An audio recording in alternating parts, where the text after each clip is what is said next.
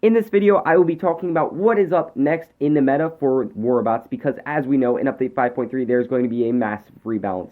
So please sit back, relax, and if you could, like and subscribe, and I'm going to cue the intro.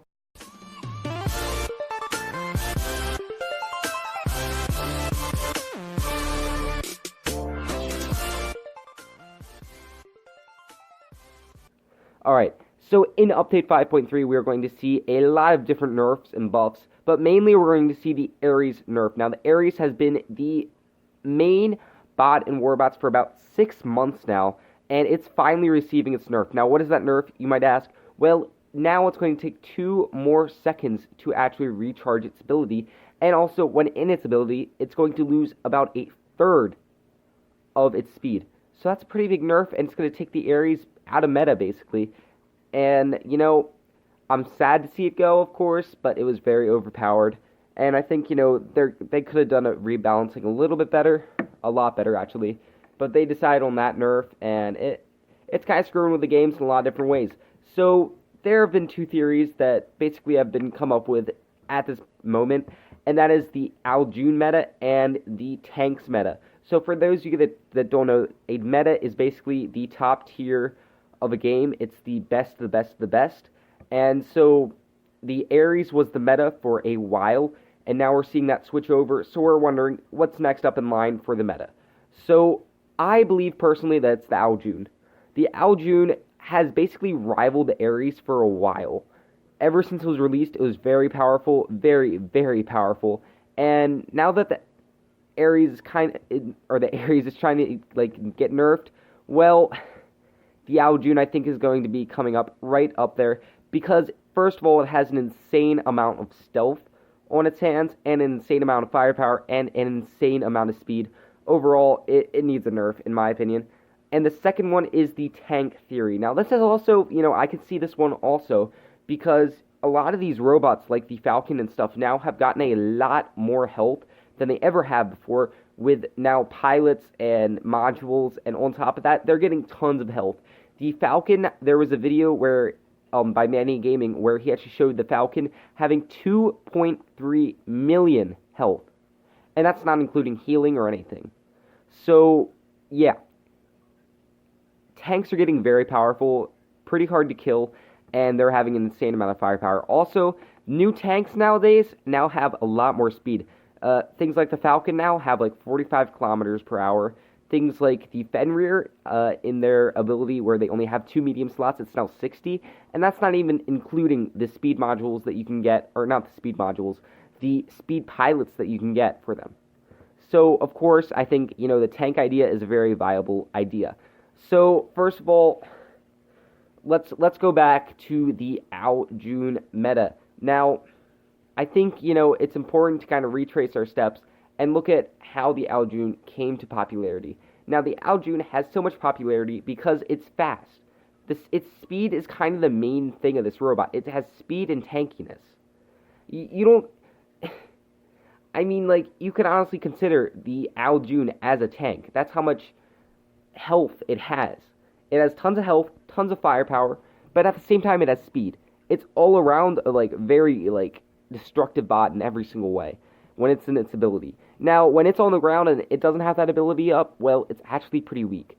So, I think it's a possibility that the ao.jun and tank metas could combine together, and we could see a kind of mixture of the ao.jun and all of our tanks, like the Fenrir, Ao, and Falcon, coming together into one very diverse meta. Because the things like the tank, they have health, they have defense all around. They don't have to wait for their ability because they have tons of health in general. So I think that it's a possibility that these two could kind of come hand in hand.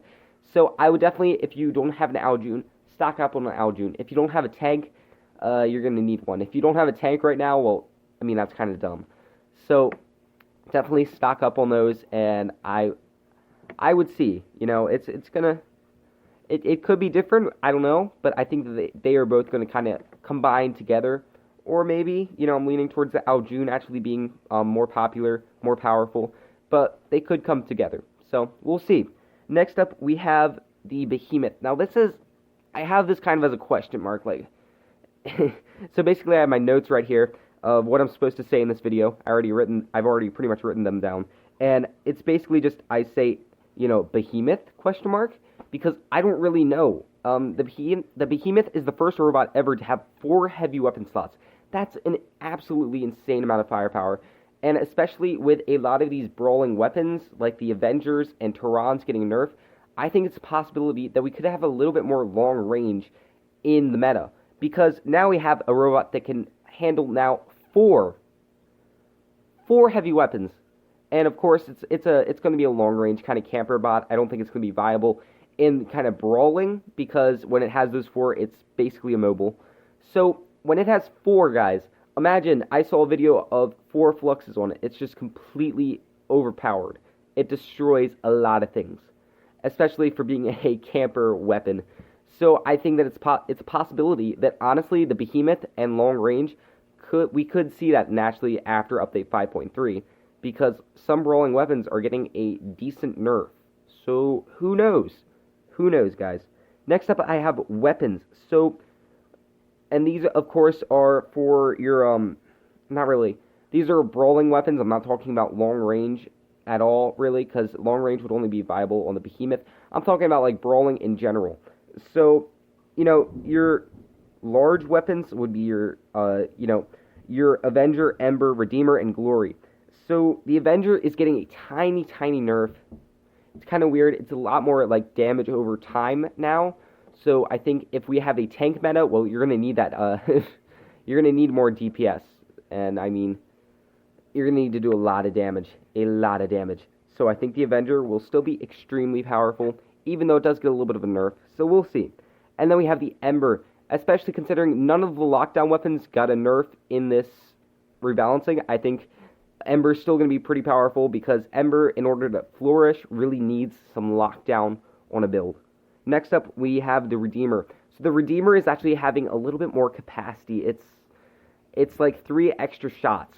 So, and there are 3 shots in one of its bursts, so you're going to get 1 extra burst, basically, before you have to reload. And I think the Redeemer already was pretty powerful, so this will just be a little bit of icing on the cake, I guess, for the Redeemer. And then we're going to see the Glory. So the Glory, of course, has been pretty powerful, but now that the ao.jun, I think, is going to be more powerful because the Ares is going to be gone. And also things like the Fenrir and stuff are going to be powerful. The Falcon is going to be more powerful because the Ares is gone. So I think we're going to see the Glory actually being used a little bit more because of its lockdown power in a heavy weapon form. Alright, and then we have our kind of medium weapons, and that is Scourge and Corona. So Terran sadly got a decent nerf, and I'm really sad because that was in my hangar. I have 2 Terrans, so now I might have to switch that out. I might not, I don't know. They got a decent nerf. It's not anything too big, but it's still nerfed nonetheless. And I think that the Terran, this might be its last days. It's going to be its last days in the meta, I think. Especially considering once the Ares is gone, there's not too many robots that actually run medium weapons other than I think the Fenrir and ao.jun. Those are the only real robots I can think of that could be in the meta after update 5.3 that actually run medium weapons. So it could be the end for the Terran. And the Scourge didn't get nerfed, got passed, and the Corona didn't get nerfed, so it's gonna get passed, especially because you need that lockdown, of course. But I think medium weapons in general, they're not going to be as used after the Ares is gone, because the Ares required 2 medium weapons, so I think you're not going to see medium weapons too much anymore. And then we have our lights, so that's obviously going to be our, oh my goodness, Halo. Of course, it didn't get a nerf. A little bit angry about that, because they nerfed the Gust, but they didn't nerf the Halo. Don't know what you're doing, Pixonic. They might nerf the Halo, we don't know. I mean, they might have left some things out that they'll put on the update 5.3 notes and stuff. Who knows? But yeah, so the Halo will still be definitely a meta weapon. And then I'm actually thinking about, now that I think about it, this wasn't on my notes that I'm reading from right now, maybe the Spark, Maybe the Spark. That could be a good weapon. Yeah, Spark is actually pretty powerful, you'd be surprised. But, I think the Halo does kind of, the Spark kind of lives in the Halo's shadow at this point. Alright. And then we have passive modules. So Last Stand now has a marker, on it, and that's a nerf to the Last Stand, but I don't think it's too big of a deal. It's a tiny nerf, but other than actually changing like how long the Last Stand is, I don't think you're really gonna take down the Last Stand's power way too much without actually giving it a physical like nerf. So, and then we have heavy armor kit. So of course I talked about how tanks are going to be kind of taken over at this point. So heavy armor kit, you might want to need it for your Fenrir and stuff. And then we have anti-control, of course, for lockdown. That's, anti-control has actually been pretty popular ever since it came out, so I don't think that's going to change very much. And then, of course, we have the Battleborn. So the Battleborn, of course, got like a boost, I guess you would call it. So now, instead of 20 seconds, it's only going to have 10 seconds of its resistance, but it's going to activate on that first hit that it takes. So, I mean, I don't think 10 seconds of like your little 50% kind of reduction in damage is going to be too huge, but you might see a little bit more, especially considering it is only 2,500 gold. Next up, we have the active modules. So, anti-stealth and repair unit have been the meta for a while. Now we have advanced repair unit, so people use that also. So, I think anti-stealth, now that it has its kind of a delay taken off, it's sad and happy because that's going to be a little bit of a counter to the ao.jun, a little bit more of a counter to the ao.jun.